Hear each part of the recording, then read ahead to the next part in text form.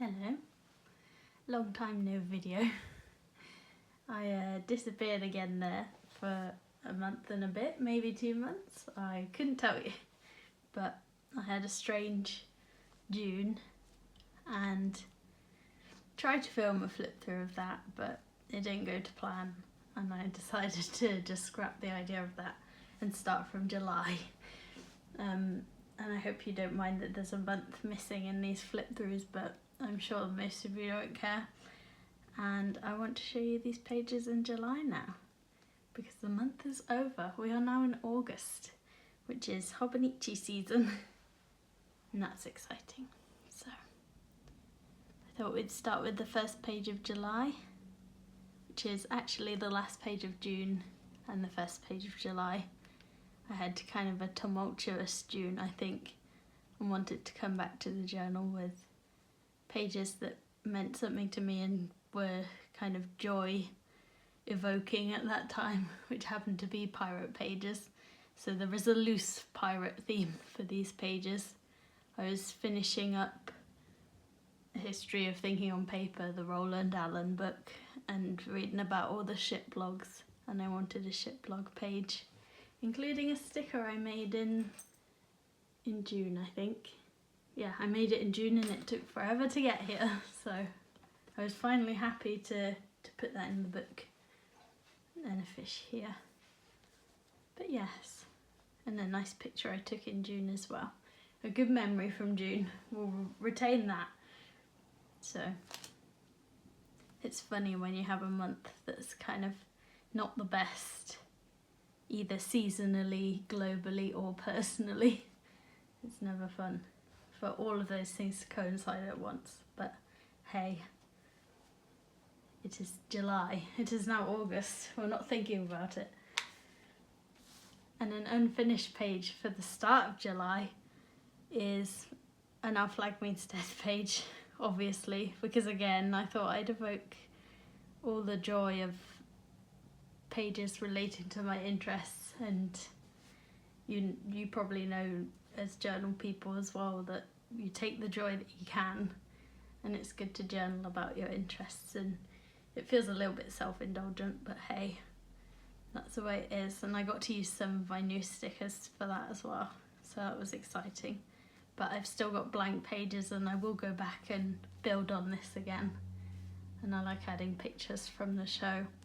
I do one of these every 6 months. I did one in January, like a dedicated Our Flag Means Death page, and I enjoy doing that every 6 months in the Avec books, and because I'm in the full year this year, I thought I may as well do one for July anyway, even though I've still got the previous one in this book still. And maybe one day I'll finally get around to making a pirate video about my pirate journaling pages, but here is an example of one.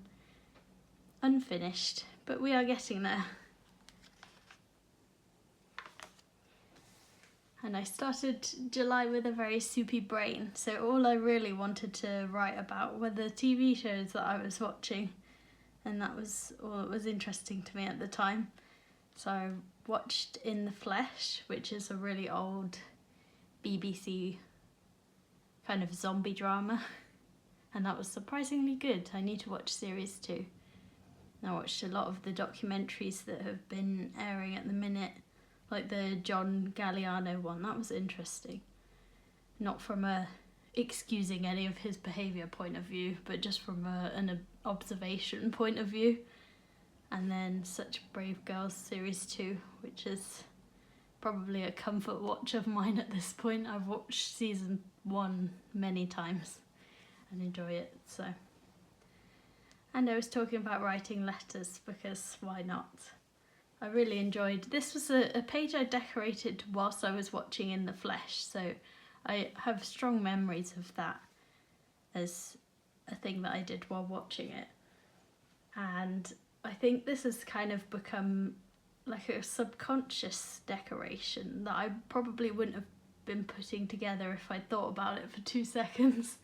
And I suppose that's okay to sometimes have pages that you decorate while you don't know that you're decorating them, if that makes sense. While you're not thinking about decoration and what you want the book to be. You're just having fun putting things together.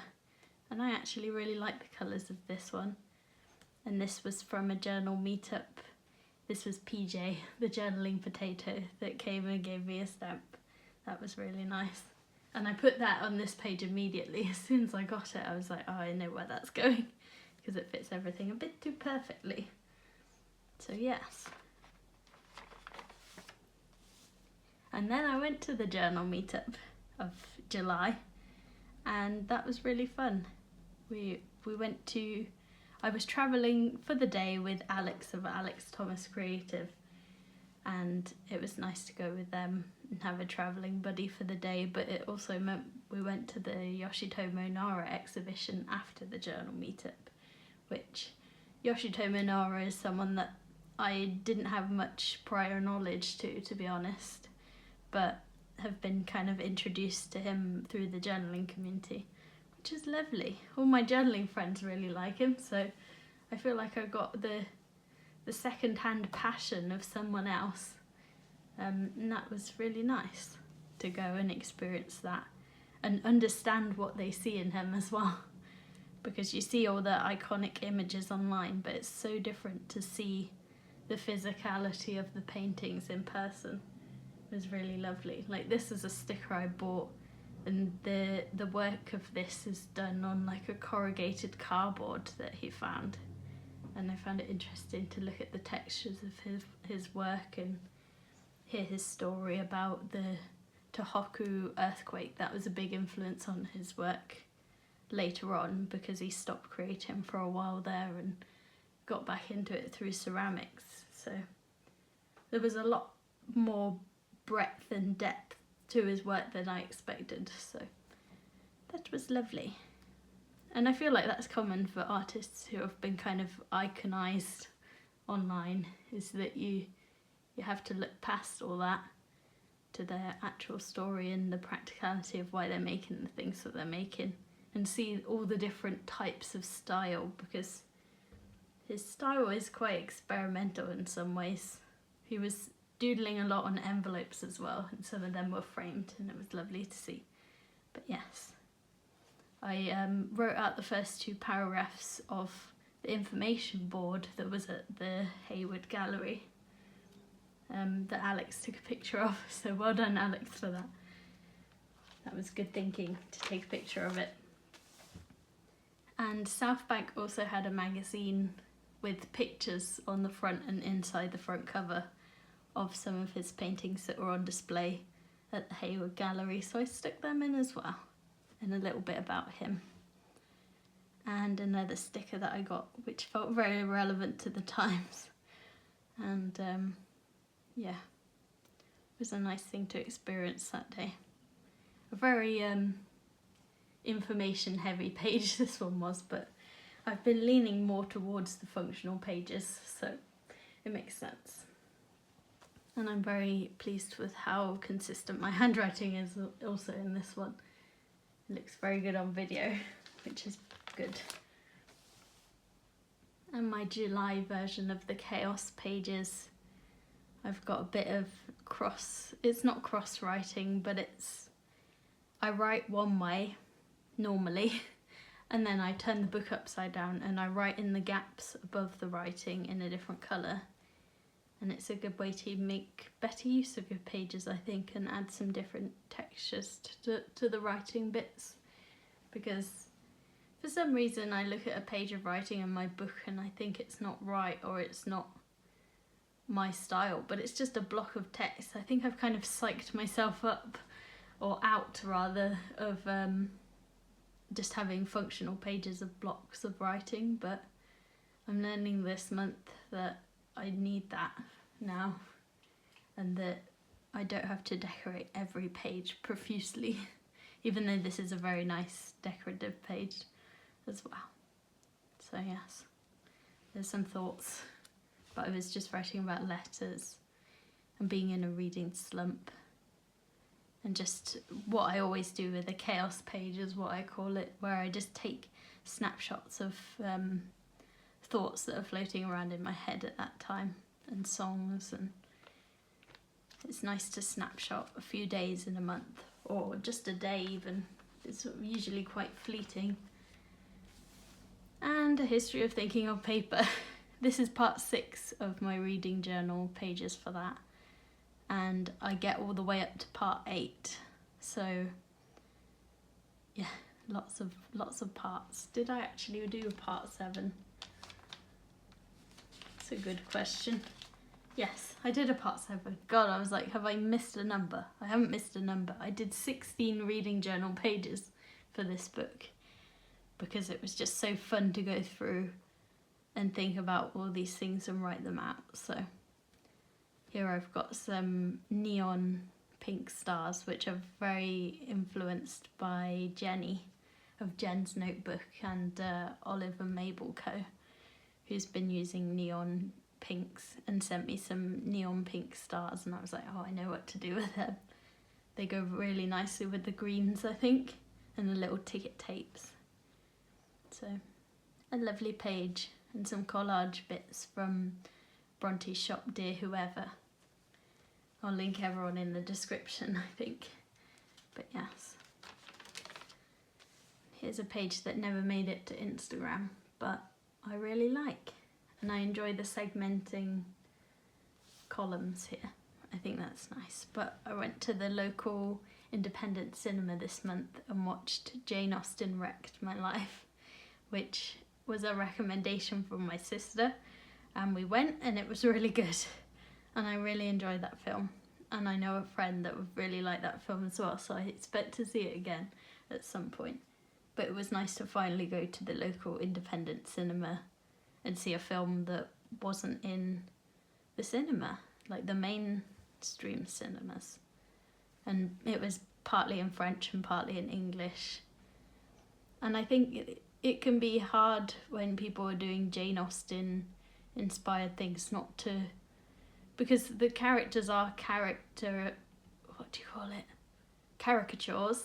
They are in some ways, but I think parodies can lean too far the other way and then it just becomes mocking and poking fun, whereas I like the more sentimental dedications to Austen stories. So I thought that was really well done, and you kind of get reminiscing moments of characters from her books, and it was just really lovely. And it wasn't about a specific book, it was about a woman who went on the Jane Austen writing residency thing. So, and it reminded me of a film I watched called This Beautiful Fantastic, which happened to be on iPlayer at the time, so I rewatched that, and that's a really good film as well, similar in a lot of ways. But yes, and I had a lot of dreams, so I wrote about the theme of reconciliation within my dreams, and that was really nice. It's a good dream theme to have. I feel like there are way more tormenting dream themes to have than reconciliation, so I've been thankful for my dreams of reconciliation this year. And here we go, part 7 of A History of Thinking on Paper, and more just blocks of text. Again, when I'm doing these reading journal pages, I'm writing quotes in the margins and then my thoughts in the main body of text in the Hobonichi cousin, and I underline any types of notebook that I see in the thing so that I remember them for later. So whether it's morning pages, a formal manuscript book, visual journals, a prompt book, and ego document. Those were the main things addressed in the part of the book that I was reading at this point. I think I got up to the last chapter and then did a whole page based on the last chapter, which I think you'll see. But yeah, it was a lot of fun. I'm so glad I finally finished that book, and I should probably surmise my ending thoughts about it, but I really enjoyed the last chapter, and I'll probably talk a bit about why, but it became very obvious at the end that this was very Eurocentric, you know, that Europe was the main focus of the book, and that's nice and all. It was very detailed, and I can't fault the book for that, but there's a lot of history that I felt like wasn't discussed in other continents, which I'd be interested to know, considering some of the earliest forms of paper come from Egypt and the papyrus paper that they were using. It was very a book that pretty much only discussed those things when Europe got its hands on it, which is fine. It, you know, it's a good overview, and it was very sentimentally written for the way it deals with just blocks of information, and I didn't get bored and I was compelled the whole way through. But yeah, it's something to note that I feel like there's a lot of history that went undiscussed, and maybe that's due to a lack of, or some holes in research that I'm not aware of, but it was a good jumping off point, and now I want to look at paper in other parts of the globe as well, is what I'm saying. And a nice page to document some ink choices that I made in July. And I made some ink choices back in July of last year as well, where I changed from like an old Noodler's ink to platinum black as my main ink, which is something I still use today. But I wanted a new Pilot Parallel pen that was a bit smaller, so this is the 1.5mm stub nib that I put my black into, and then I used my 2.4mm parallel to put some Diamine Smoky Mauve ink in. And I can't believe we got, in the year of our Lord 2025, we got Diamine permanent waterproof ink, and in such pretty colours, especially this purple. That was one of my favourites. And the idea was 100% found in a video by a company of notes on Instagram who had displayed this ink, and I went, oh, that's nice ink, and then it turned out it was waterproof permanent ink, and I was like, that is my thing, so I had to get it. And I like having light colours and dark colours, because I did move back to fountain pen from the Uniball 1 pens that I was using before, which you will see in the July page. I was using the Uniball 1 in black and then a Uniball 1 in a green colour called like avocado or something, I think. But I moved back to fountain pens and just decided to deal with whatever bleed through the pages threw at me. But I did find out the Diamine Forever ink in this purple shade ghosts and bleeds through a lot less than the carbon black. So that was an interesting piece of information to me, because I can write in my stub nib in it, and look at that, there's basically nothing, even on thin Hobonichi Tomoe River S paper. Not original Tomoe River paper, but the kind of dodgy batch. It even does well on the dodgy batch paper. So yes. And a corkboard, because I filled in my Calendarex page, and I need to show you my Calendarex page, but I don't know how to do it without flashing a load of pages that I don't want you to see. Let me see if I can flick to it, because it's super satisfying. Wow, look at that. I don't know how to show it on Instagram yet, so I just haven't, but here you go. This is what it looks like. That's super exciting to me. So satisfying. I could look at it for ages, but I also did my reading journaling pages.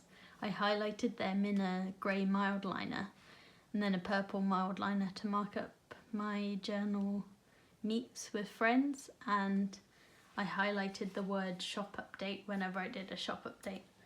I'm averaging about one every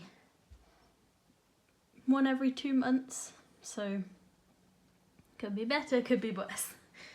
So it's good. And I'm trying to get one together for August, but I'm just super stressed about making everything and paying for it.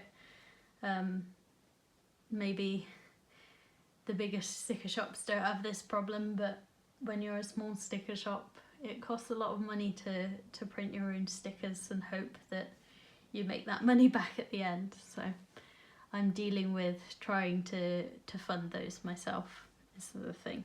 So there should hopefully be something at the end of August, if not the start of September, because I'm putting together Halloween journal kits. And I feel like it's relevant because I've been making clay Halloween stickers out of some clay creatures. I shall show you them because they're sat next to me. These are some of the guys that you'll find on the sticker sheet. So, a bat creature and a grotesque. This is the first ever grotesque I've done with a hole in the middle for his mouth. But I thought he looks really cool when he's been scanned in. So, expect them at some point in a Halloween sticker sheet within the next month, when I can fund it all myself. But yes, it just reminded me because I've got a cork board here which I drew out with craft paper and then outlined with a gel pen, and I did the border because someone was asking how I did the border. But if you draw a line in the grid which is on the outside of the paper, you don't have to worry about getting your paper super straight on the outside. But if you draw a grid in this, if you draw a line in the grid of the grid box that's on the outside of the paper and then colour it in, you can kind of blend the paper to the page, if that makes sense. So there is technically some paper overlapping in here, but I've coloured over it with a gel pen, a brown gel pen, so you can't really see it. And I hope that makes sense. But yeah, I really recommend making your own cork boards in a journal. I've done it once before and wanted to do another one for my favourite phrases that came out of the Calendarex page that I just showed you, because I thought they were good. They were very off-the-cuff things that were just describing what was happening on the pages of each day, but they were surprisingly lovely. So it's nice to capture those little mundane things in a nice, funny way. And I wrote about the tools that I've been using and what I want to buy. I recently got some new scissors, which are really cheap scissors. I'll show you. But my paper tiger scissors are not very precise. When you cut the edge of the page, they kind of go off at an angle. But I had Rapesco scissors for years at school that came in like an arts kit standard with our school thing. And they're like £3 and they are the best scissors. So I got some because my old ones broke, and that's how I ended up with the paper tiger ones, but they don't really work that well. So I treated myself to some £3 scissors and then wrote about scissors. I suppose you can see this page as well. This is a sneak peek for the YouTube viewers, but this is the sticker that I've made with a lino stamp for the Halloween journal kits this year, and I'm so proud of it and I really enjoy it. I drew it based off of like an old textbook V&A image of a bat, but it turned out so my style of a bat. I love when you use a reference picture and you draw something that looks nothing like the reference picture. That's what I'm trying to say. And it came out completely like something that I would make, and I was like, it's so me. And I drew little stars in his wings because I like that idea. So I did not explain that very well at all, but it's fine. That's what will be appearing in the Halloween journal kits as the die cut stickers. And then I also got some shell postage stamps, used postage stamps, that will be useful for my pirate pages. So that's what we got, and a John Derian sticker book which had loads of fish stickers in them, and it's got a big picture of like swallow birds, and I want a big picture of one of those birds for the front of my book at some point, I think, because that would be nice. And a little flag that I drew and cut out in lino for my pen pal letters. that just has a sea serpent and a swallow bird again. Carved that and was like, yeah, this is nice. And another good page, using again some John Derian stickers, Bronte's Dear Whoever washi tape of fish, which has been very well used, and a sticker that I got as a test print from Ella Journals on Instagram, who is my friend Chloe, who gave me and Alex some test prints of her stickers to use and experiment with, and I really like this one. I was saving it for a special occasion, and then I was like, this page is the special occasion.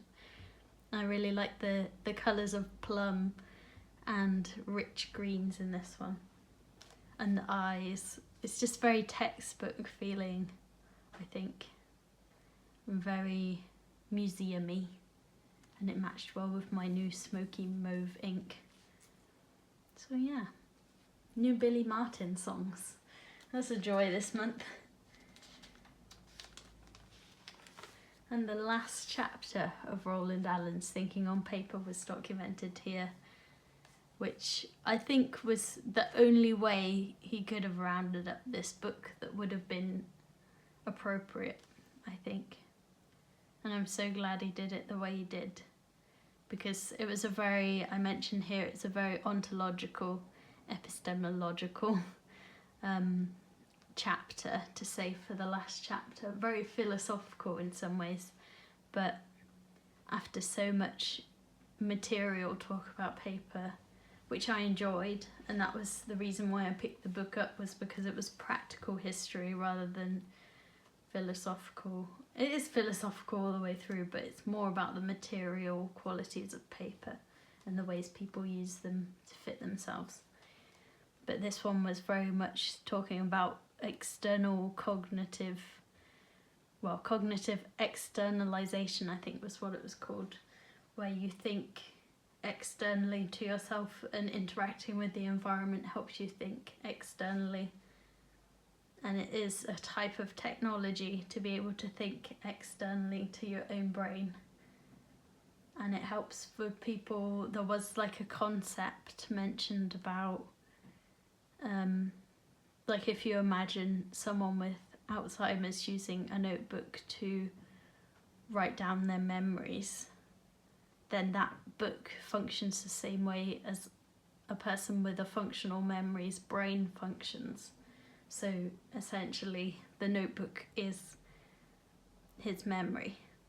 And I found that was interesting to think about the cognitive externalization and the way that our notebooks can be in some ways accommodations and aids for helping us figure out life. And when your brain doesn't work that way originally, externalizing things can be very useful. And that's definitely why I use a notebook, because my brain would not perform half of the thought processes that it does without the paper. And I thought that was a nice way to end the book, was to talk about the practical realities of thinking on paper, I guess. That was nice. It made me cry. And August. I don't know how I feel about this page, but I did it, so it exists, and it still has a few gaps which I need to fill in. But this is the first page of August and the last page of July. And I had one more bit from History of Thinking on Paper that I wanted to copy out, so I copied it out. I think it was on the last page of the whole book, so it made sense. And that was the bit that was making me cry, I think. So it felt important to have in here. It's funny, after kind of allocating so much of my brain space to this book, to then let the book go after writing 16/17 pages about it. To then let it go is interesting, but I'm on to new things, and I'll show you the first page of August as well, so you can see what book I'm currently reading or about to read. But yes, I also wrote a bit about the familiarity of my routines, but also the way when I'm doing my familiar routines at the minute, I'm thinking of all the people in Palestine that don't have the familiarity of their routines, and the homes that have been displaced, and all of the familiar routines that have been lost for that group of people.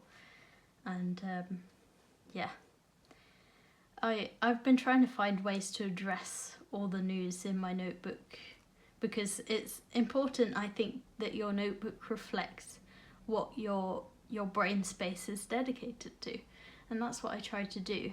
And that's just what's been on my mind recently, of course, as it is with most people, because how do you reckon with all of that?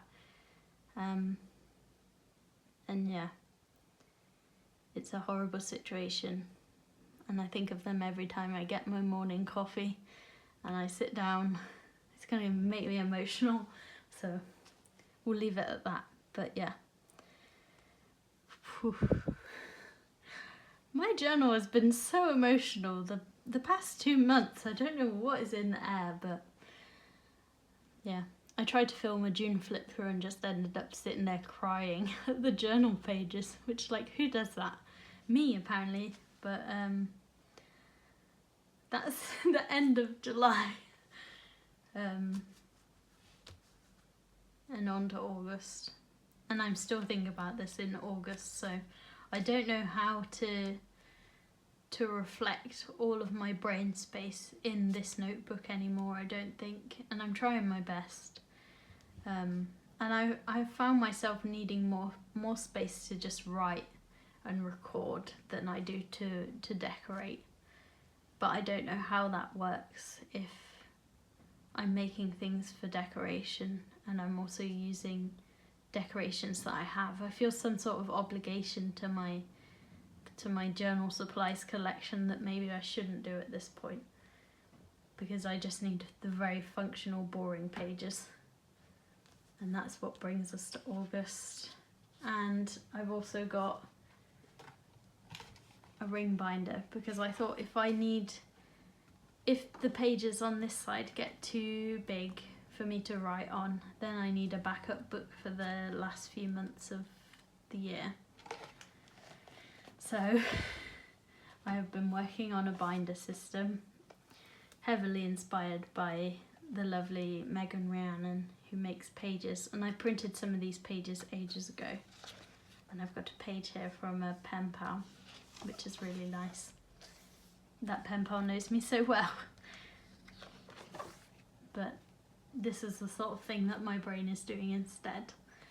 And I found that I can roll these pages through my typewriter and print directly on the page with the typewriter, which is just revolutionary to me. So I've been very distracted already at the start of this month by this project that I'm hoping to transition into towards the end of the year for the last few months, when this book becomes too much to write on this side of the page for, because it is bulky. I'll show you. It's a bulky book, and I'm worried. I think I'm going for the Avec next year because I can't do this anymore. But yeah.